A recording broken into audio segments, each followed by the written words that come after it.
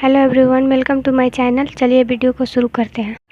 जेके बोलता है, हाँ यूंगी, तुझे याद है ना कि 6 साल पहले तूने मुझसे क्या प्रॉमिस किया था। तो यूंगी बोलता है, हाँ जेके मुझे याद है, कि बोल क्या चाहिए तुझे। तो जेके बोलता है, यूंगी मैं तेरी बहन ते से प्यार करता हूँ, तू उससे मेरी शादी करा दे। तो यूंगी थोड़ी देर के लिए शॉक हो जाता है और फिर पूछता है कि क्या बोला तुमने, मैंने अभी नहीं सुना। तो जेके बोलता है कि मैं तेरी बहन से प्यार करता हूँ, प्लीज़ उसकी शादी मुझसे करा दे। तो यूंगी थोड़ी देर के लिए चुप हो जाता है और वहीं सोफे पर बैठ जाता है। फिर जेके भी यूंगी के पास बैठ के बोलता है क्या हुआ यूंगी, तू क्या सोच रहा है, इतना मत सोच, सच में यार मैं तेरी बहन से बहुत प्यार करता हूँ, उसके लिए फिर मैं पागल हो जाऊँगा अगर वो मुझे नहीं मिली तो। एक दिन की मुलाकात में उसने मुझे पूरा क्रेज़ी कर दिया, उसके बिना मैं रहने का सोच भी नहीं सकता, बहुत प्यार करने लगा हूँ यार। लव एज फर्स्ट साइट हो गया है, प्लीज़ यूंगी मेरी बातों पे यकीन कर और उससे मेरी शादी करा दे। यूंगी बोलता है कि मुझे इससे कोई प्रॉब्लम नहीं, मैं जानता हूँ तेरे साथ इतने सालों से रह रहा हूँ, तो मुझे पता है कि तू कैसा है, इसलिए मुझे कोई प्रॉब्लम बस इस चीज़ से है जेके कि ते माफिया से और माफिया वर्ल्ड से बहुत ज़्यादा नफरत करती है। अगर उसे पता चल गया कि तू एक माफिया है तो वो तुझसे शादी करने के लिए कभी राज़ी ही नहीं होगी। यहाँ तक कि मैंने भी उसे नहीं बताया कि मैं एक माफिया वर्ल्ड में काम करता हूँ। यही बात बहुत पहले से मुझे सताती थी कि अगर ते को पता चल गया तो वो क्या सोचेगी और क्या कैसे रिएक्ट करेगी। इसी चीज़ से मैं बहुत सालों से डरते आ रहा हूँ। तो फिर अगर मैं तेरी शादी उससे करा दूँगा तब तो और भी रिक्स हो जाएगा ना जेके। तो जेके बोलता है, यूंगी तू भी जानता है कि हम दोनों ने माफिया वर्ल्ड क्यों चुना। अब ये हमारी शौक नहीं, हमारी कुछ कुछ मजबूरियों की वजह से हम लोगों ने माफिया वर्ल्ड को चुना है ना। अगर ऐसा कुछ नहीं होता तो हम लोग आज बहुत अच्छे अब एक बिजनेसमैन होते और इस माफिया वर्ल्ड से बहुत दूर होते, अगर उसने वो चीज़ नहीं हुई होती तो। यूं ही बोलता है, हाँ मैं इस बात को जानता हूँ जेके, पर ते कैसे मनाए, वो इस चीज़ से कभी राज़ी नहीं होगी। तो जेके बोलता है, ठीक है हम उसे ये बात नहीं बताएंगे, अगर कुछ हम उसे अभी ये सब नहीं बताएंगे, बाद में जब वो कुछ दिनों बाद जब वो समझ जाएगी तो फिर हम इस बारे में उससे बात करेंगे। तो यूंगी बोलता है कि वो नहीं समझेगी। तो जेके बोलता है कि वो समझेगी, अगर वो हम तुमसे प्यार करती है तो वो तुम्हारी बातों को समझेगी ज़रूर। तो यूंगी बोलता है कि अगर ते तुमसे प्यार नहीं करती है। तो जेके बोलता है कि अगर वो मैं अभी थोड़ी ना शादी करने के लिए बोल रहा हूँ, उसके साथ थोड़ा टाइम स्पेंड करूँगा, अगर उससे भी मुझसे प्यार नहीं होता है तो मैं शादी नहीं करूँगा, उसके मर्ज़ी के ख़िलाफ़ नहीं जाऊँगा। इसीलिए बोल रहा हूँ कि हम दोनों का बस सगाई करा दे और फिर हम दोनों एक दूसरे को डेट करेंगे। अगर ये डेट करने के बाद भी तेरे को मुझसे प्यार नहीं हुआ तो मैं उससे शादी नहीं करूँगा, वो जिससे बोलेगी उससे शादी मैं खुद करवा दूँगा। कुछ देर सोचने के बाद यूंगी बोलता है कि ठीक है, मैं इसके बारे में सोचूंगा, अभी मैं घर चलता हूँ, अभी ते मेरा वेट कर रही होगी। तो जेके बोलता है ठीक है जा, और ये बोल के ही यूंगी वहाँ से चला जाता है। और जेके वहीं बैठ के सोचता है, प्लीज़ यूंगी मेरे हालत को समझ, अगर प्यार से नहीं तो मैं उसे छीन भी सकता हूँ, क्योंकि मैं उसके लिए बहुत पॉसेसिव और क्रेज़ी हो चुका हूँ। अगर वो मेरी लाइफ में नहीं आई तो मैं किसी को भी यहाँ ज़िंदा नहीं छोड़ूंगा, सबको मार सकता हूँ, चाहे उसका भाई क्यों ना ही हो। इतना बोलकर जेके एक डेबल स्माइल देके अपने रूम में चला जाता है। यूंगी घर आकर ते के रूम में जाकर देखता है कि ते सो गई है और फिर अपने मन में बोलता है कि प्रिंसेस, मैंने वादा तो कर दिया है, पता नहीं अब तुम कैसे रिएक्ट करोगी इस बात को जानकर। प्लीज़ प्लीज़ प्रिंसेस, मुझे समझने की कोशिश करना, ये मेरी चॉइस नहीं थी, ये हमारी मजबूरी थी कि माफिया वर्ल्ड को चुनने के लिए, प्लीज़ प्रिंसेस। इतना बोल के वो चला जाता है। जाके अपने रूम पे बेड पे लेट के सीलिंग की तरफ देख के सोचता है कि मैं क्या करूं, मुझे कुछ समझ में नहीं आ रहा है। मैंने जेके से प्रॉमिस भी कर लिया, ते से कैसे बात करूं, और मुझे इस चीज़ का भी डर लग रहा है कि अगर ते कभी जानेगी कि हम दोनों माफिया वर्ल्ड से हैं तो वो कैसे रिएक्ट करेगी, क्या बीतेगी, वो हम दोनों को समझेगी या नहीं समझेगी। यही सब सोचते सोचते यूंगी भी सो जाता है। सुबह उठ के ते देखती है कि यूंगी किचन में ब्रेकफास्ट बना रहा था। तो ते आकर यूंगी को गुड मॉर्निंग विश करके उसे हक कर लेती है। तो यूंगी बोलता है, गुड मॉर्निंग प्रिंसेस।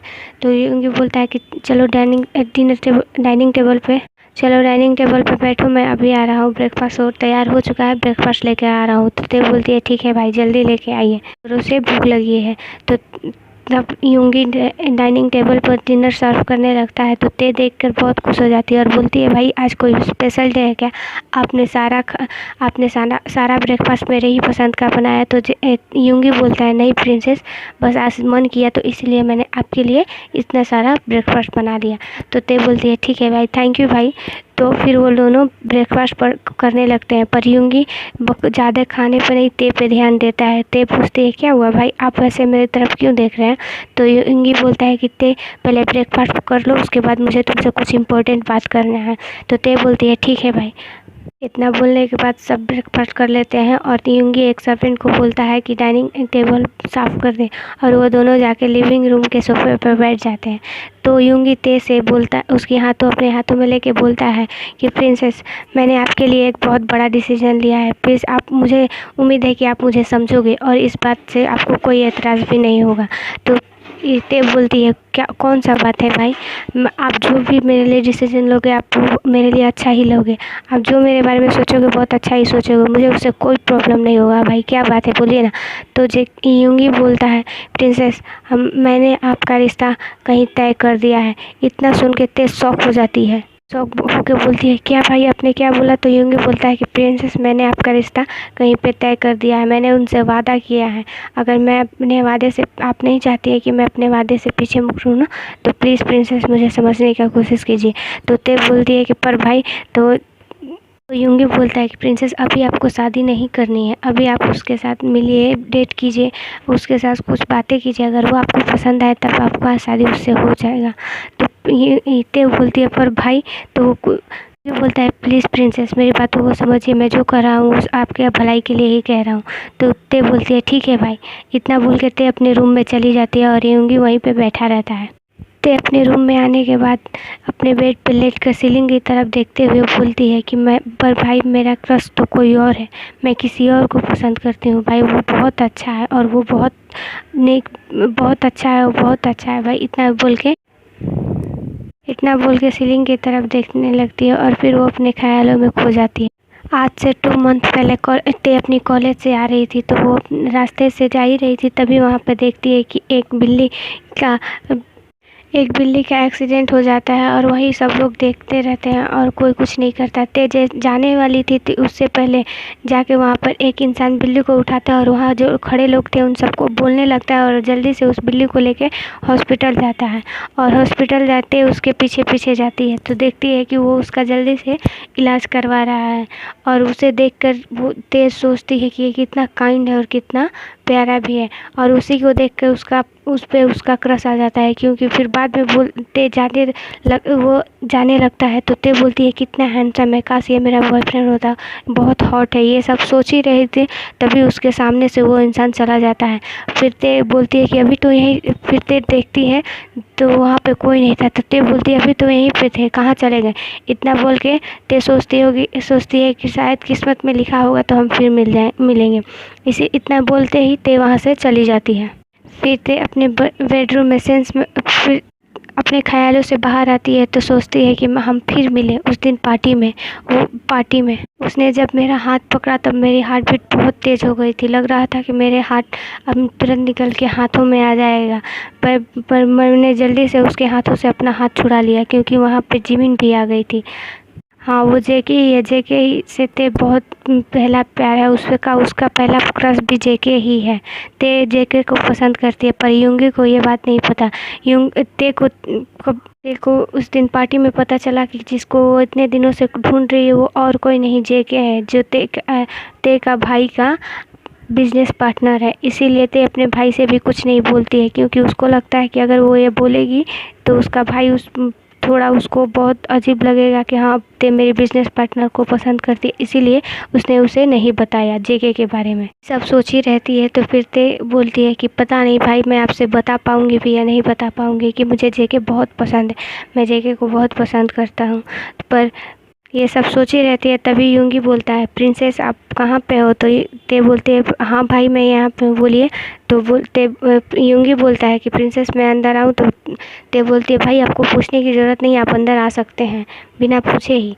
और तो यूंगी बोलता है, ठीक है प्रिंसेस, आप आज आपको इवनिंग के टाइम उसके साथ बाहर जाना है, आप उससे मिलिए और बात कीजिए, आपको अगर वो अच्छा लगेगा तो आपकी शादी उससे हम करा देंगे। ते बोलती है ठीक है भाई, इतना बोल के वो चली जाती। बाथरूम में फ्रेश होकर आने के बाद ते एक बहुत सुंदर सा ब्लैक ड्रेस पहनकर आती है और उसमें जिसमें बहुत सुंदर लग रही थी, और अपने मन से में सोचती है कि कहीं मैं किसी के साथ ये गलत तो नहीं कर रही हूँ ना, अपने साथ मैं गलत नहीं ना कर रही हूँ, फीलिंग के साथ अपने खेल वार तो नहीं करूँगी मैं ना। इतना ही सब सोच रही है तो फिर यूँगी बोलता है प्रिंसेस आप तो बहुत ब्यूटीफुल लग रही हो। तो ते बोलती है थैंक यू भाई, और बोलता है ना कि नीचे ड्राइवर आपका वेट कर रहा है, आप जा सकती हैं। तो यूँगी ते बोलती है ठीक है भाई। ते इतना बोल के जाने लगती है और सीढ़ियों से उतर ही रही थी तो यूँगी बोलता है प्रिंसेस आप खुश तो हो ना। तो ते बोलती है हाँ भाई मैं बहुत खुश हूँ, और अपने फेस पर फोर्सफुली स्माइल लेकर वो जाने लगती है। फिर कार में बैठ के वो रेस्टोरेंट में पहुंचती है। रेस्टोरेंट के गेट पे जैसे ही जाती है तो वो जेके को देखकर वहीं पे शॉक हो जाती है। ठीक है एवरीवन, ये इस वीडियो को हम यहीं पर ख़त्म करते हैं और नेक्स्ट वीडियो में पता चलेगा कि जेके और ते का शादी होता है या नहीं होता है। बाय।